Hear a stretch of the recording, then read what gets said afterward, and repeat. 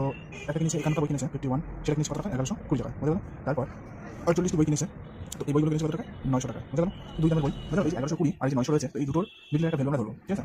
তো এর কাছাকাছি আমরা একটা সংখ্যা আমরা ধরবো, যেটা শুরু হয় কম ধরলাম 1000, বুঝা গেল? 1000 ধরলাম। তো এখন দেখবো কি এই 1000 থেকে এটা কত বেশি আছে? কত বেশি? 120 না? এটা কত বেশি হয়েছে? 120 হয়েছে, 120 বেশি। আর এটা কত? এটা কম রয়েছে, কত কম রয়েছে? -100, ঠিক আছে? তো এই যে প্লাস 120, এটার সাথে আমি এটা গুণ করে দেব। কি করবো আমি? 120 এর সাথে 51 কি করবো? গুণ করবো। আর এদিকে হচ্ছে মাইনাস, তাহলে কম যেহেতু মাইনাস, তাহলে মাইনাস হবে। আর এই 100 সাথে কি হবে? 48 গুণ হয়ে যাবে। -100 সাথে এই সংখ্যাটা কি হবে? গুণ হয়ে যাবে। তারপর তুমি এইটাকে যেটা আসবে এখানে গুণ করার পর যোগ করার পর সেটাকে এদের যে যোগফল, এই টোটাল যে সংখ্যাটা কত আছে? 9 বাই 9, 99, 99 দিয়ে ডিভাইড করবে। তাহলে কি হবে দেখো? 1000 প্লাস এটা করলে কত হবে? 1 2 2 তাহলে কত হবে? 2 1